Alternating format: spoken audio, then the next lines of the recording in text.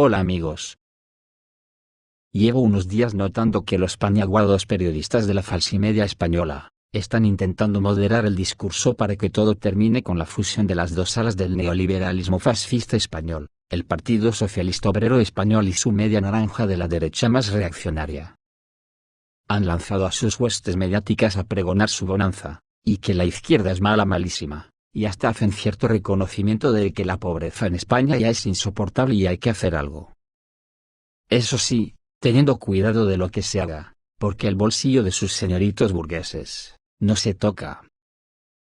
Pues yo no salgo de mi asombro de cómo algunos sectores de la izquierda, y aquí no hablo del Partido Socialista Obrero Español, claro, porque no es un partido de izquierdas, pero casi todo el resto de la izquierda muestran tanta tibieza en su discurso, que hace bueno el refrán de que el que calla otorga, y acepta el capitalismo salvaje que ha hecho de España y de muchos más países occidentales estados fallidos. Bueno, en realidad el capitalismo salvaje ha hecho a todo el planeta fallido. Y hay que decirlo así, claramente, para que la izquierda se entere de una puta vez que España es un estado fallido. Y ante eso solo queda centrar todos los actos, y el discurso, en que la lucha de clases ya es de importancia vital. Hay que prohibir por ley las grandes fortunas y los grandes latifundios, y nacionalizarlos. El mundo entero tiene que cambiar absolutamente a una nueva era donde el capitalismo desaparezca de nuestras vidas. Es muy fácil de conseguir siempre que se tengan ganas de reivindicar la lucha obrera contra la clase capitalista. Cuando hablas de que hay que reivindicar un salario básico universal te tachan de loco, pues yo lo reivindico, y las matemáticas me dan la razón. Y además ya me lo decía mi abuela, que lo bien repartido es lo que luce. No sé si llegaremos a eso antes del Holocausto, depende de nosotros los trabajadores, porque el capitalismo occidental ya ha destapado la caja de Pandora nuclear. Y me temo que no tienen intención de ponerle la tapa de nuevo, salvo que ellos sigan gobernando el planeta como hasta ahora, para que sus burguesías disfruten de nosotros. Estamos en los albores de un gran cambio, pero me temo que el odio y el empecinamiento de la OTAN llevará al mundo al holocausto nuclear. Deberíais leer el discurso completo de ayer de Sergei Lavrov, en las Naciones Unidas, una antología analítica de lo que hoy es el mundo y por qué está como está y quiénes son los culpables. Pero lo asombroso es que cada vez más personas en todo el planeta analizan la situación y llegan a la conclusión de que la caja de Pandora nuclear ya está abierta, y quiénes son los responsables. Además de que nos adentramos en una nueva era en la reorganización del planeta. Un ejemplo puntual, es que ayer a Juan Guaidó no le dejaron entrar en Colombia ni para hacer bulto. Me imagino que habrá ido a llorar en el hombro de los sátrapas que le hicieron presidente virtual de Venezuela. Otro ejemplo, es que Nicolás Maduro resaltó que Venezuela se la juega con el nuevo mundo multipolar que lideran los países del BRICS. Han crecido más que todos los países imperialistas y colonialistas de Occidente juntos, dijo el mandatario sobre el bloque integrado por Brasil, Rusia, India, China y Sudáfrica. El presidente de Venezuela, Nicolás Maduro, resaltó este lunes que su país ve con buenos ojos el nuevo mundo que construyen los BRICS. El bloque de países integrado por Brasil, Rusia, India, China y Sudáfrica más los que se vayan añadiendo que ya son muchos los que los están pidiendo a golpes en las puertas a la que también se ofreció Maduro. Nos apuntamos al nuevo mundo de los BRICS. Venezuela se apunta, se anota y se la juega con el nuevo mundo de los BRICS. Ahí vamos nosotros, trabajando, creciendo, expresó el presidente venezolano. El mandatario venezolano destacó que el BRICS ha ido consolidando el desarrollo económico del nuevo mundo multipolar, al lograr un núcleo de poder mundial alternativo al viejo núcleo imperialista y colonialista de Occidente. Los BRICS vienen marcando el nuevo bloque económico, financiero, monetario y comercial del mundo. Han crecido más que todos los países imperialistas y colonialistas de Occidente juntos, agregó Maduro. Decir que los BRICS aportan el 31,5% del PIB mundial, superando así el 30,7% que representa el grupo de los 7, formado por Canadá, Francia, Alemania, Italia, Japón, Reino Unido y Estados Unidos. Ante esta corriente que a buen seguro será como una bola de nieve que crecerá hasta aplastar al viejo colonialismo fascista, no van a poder detenerlo salvo que nos inmolen a todos en una pira nuclear, y en eso están. El próximo 10 de mayo, los jefes de Estado Mayor de la OTAN, que es lo mismo que decir el G7, celebrarán una reunión del Comité Militar de la OTAN en Bruselas. Según se informa, la alianza está desarrollando planes geográficamente específicos sobre cómo la OTAN protegerá y disuadirá las principales amenazas enumeradas en el concepto estratégico de la alianza, a saber, Rusia y China, donde se la juegan en la venidera batalla en Ucrania. El periódico inglés The Guardian escribe sobre ello. La publicación considera un escenario en el que Ucrania solo tiene posibilidad de un éxito parcial en la contraofensiva de primavera tan esperada.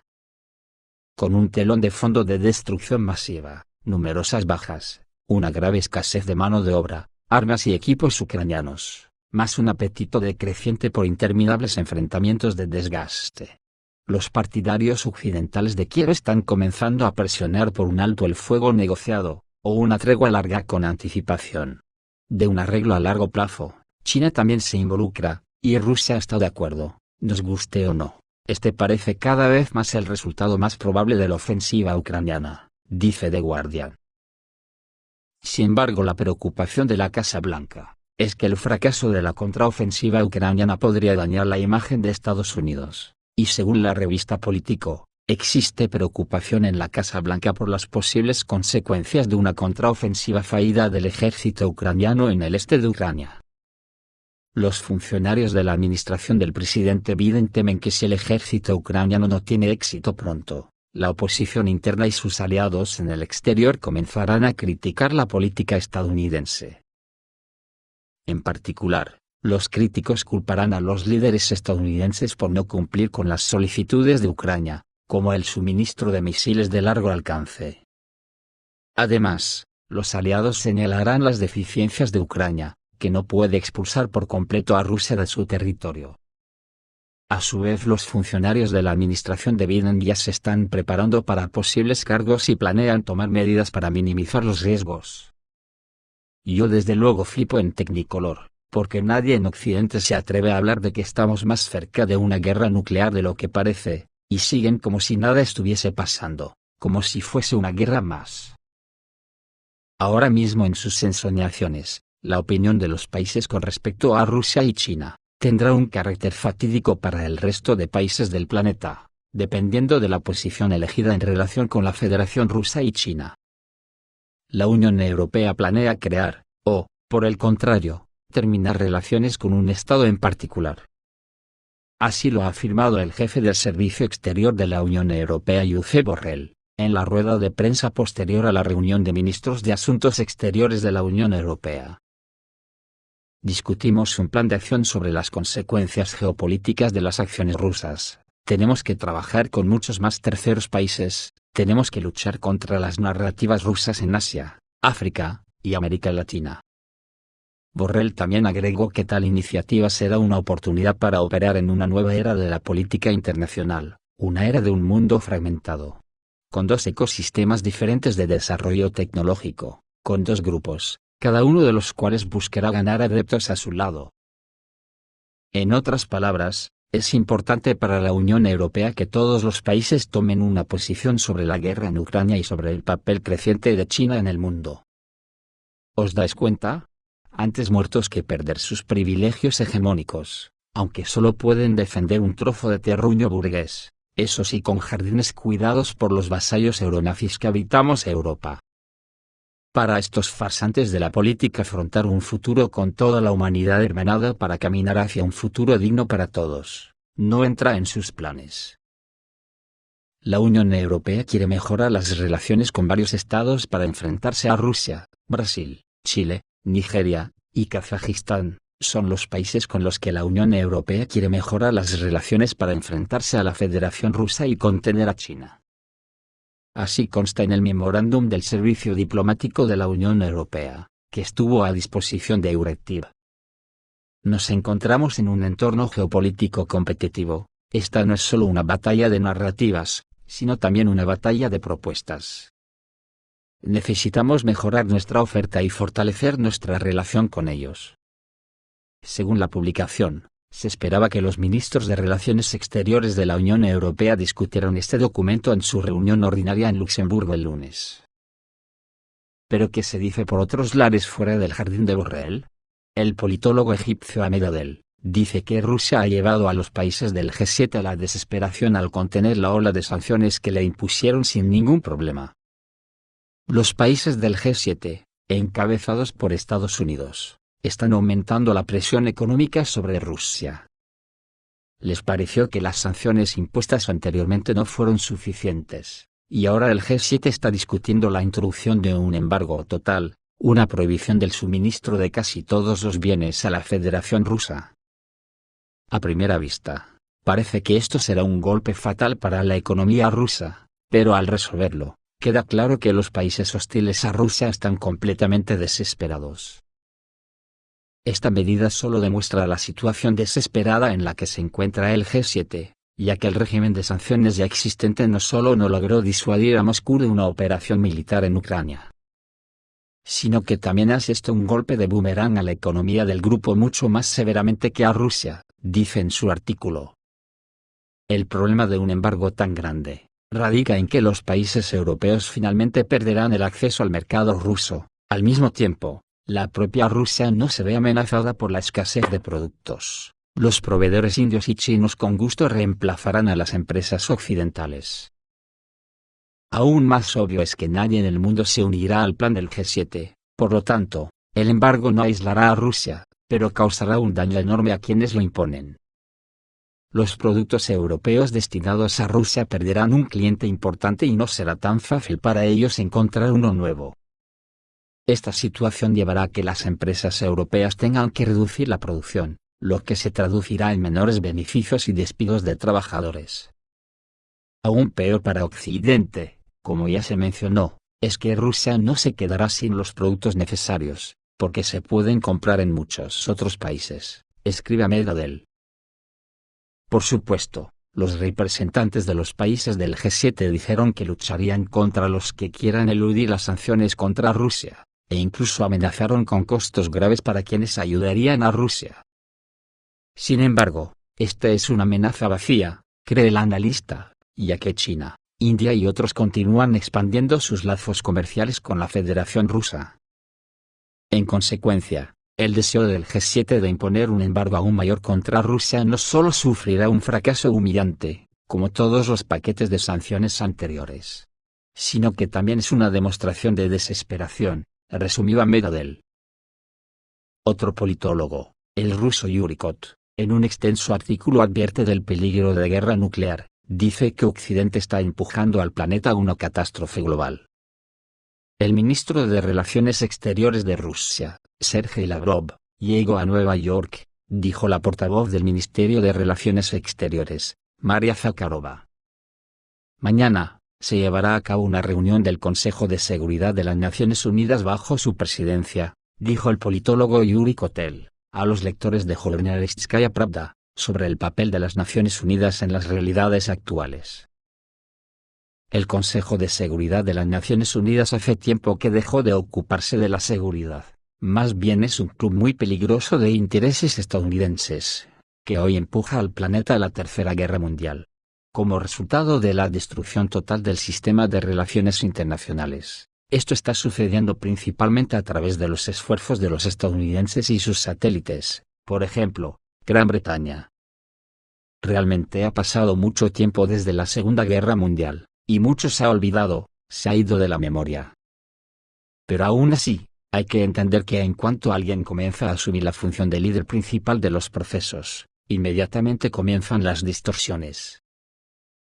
Inicialmente, las Naciones Unidas es dirigida por el primero entre iguales. De acuerdo con este principio, el liderazgo en las Naciones Unidas cambia y es malo que la sede esté en Estados Unidos.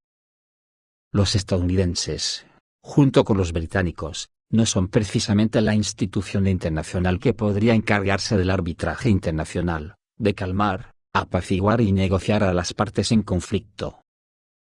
Los estadounidenses, como representantes de la civilización anglosajona, operan según el principio de divide y vencerás.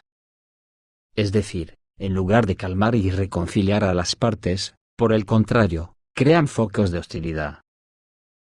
Desataron un gran número de guerras durante la existencia de las Naciones Unidas. En realidad, como resultado, esto arruinó la sociedad de naciones en ese momento, lo que condujo a la Segunda Guerra Mundial. Esto destruirá a las Naciones Unidas hoy, lo que podría conducir a la Tercera Guerra Mundial, y muy probablemente lo hará, si los estadounidenses y los anglosajones en su conjunto no se apaciguan. Y también, si no les quitas un sentido de superioridad completamente hipertrofiado, que es similar al nazi y al fascista. Si no se mueve la sede de las Naciones Unidas de los Estados Unidos a cualquier otro lugar del mundo, por ejemplo, las Naciones Unidas se sentirían mejor en el territorio de Rusia. Rusia, en su milenaria historia, a diferencia de los advenedizos norteamericanos, que no llegan ni a los 300 años, ha mostrado reiteradamente su tranquilidad y su máximo interés por la ausencia de enemistad entre los pueblos. Así que creo que sería bastante razonable. Así como hoy el mundo piensa que es hora de abandonar el dólar, que los estadounidenses han comenzado a utilizar como una especie de palanca de presión sobre países y pueblos que no les gustan. Así hoy es necesario plantear el tema de mover la sede de las Naciones Unidas desde América. No puede ser que la organización internacional de pacificación más importante esté ubicada en el territorio del país que más guerras ha desatado en los últimos siglos. En cuanto al viaje de la delegación rusa, en primer lugar, inicialmente a Sergei Lavrov no se le dio un visado en los Estados Unidos, aunque no tiene derecho a hacerlo. En segundo lugar, no dejaron entrar a los periodistas rusos, lo que también es un acto flagrante de violación de la misma Carta de las Naciones Unidas. A los estadounidenses no les importa, creen que pueden comportarse así. Quiero señalar que realmente les parece, porque habrá consecuencias de tales pasos. Me gustaría recordarles a estos tontos narcisistas, qué consecuencias se produjeron en el mundo después del incidente con Kosovo. Como resultado, recordaremos el discurso de Vladimir Putin, cuando hizo una pregunta muy correcta a todos estos jefes occidentales: ¿entendéis lo que habéis hecho? Pues todavía no lo entienden, y continúan actuando en esta dirección, y empujan al planeta a una catástrofe global, una catástrofe en la que no habrá supervivientes. Quieren y llevan a Rusia al punto de presionar el botón nuclear, entonces nadie sobrevivirá a esta guerra nuclear. Solo el potencial de Rusia es suficiente para destruir a la humanidad varias veces, y también existe el potencial de otros países que con seguridad, en las condiciones del vuelo de misiles nucleares, también alcanzarán el botón rojo, y aquí es donde todo termina. Esto es todo, amigos. Reciban un saludo.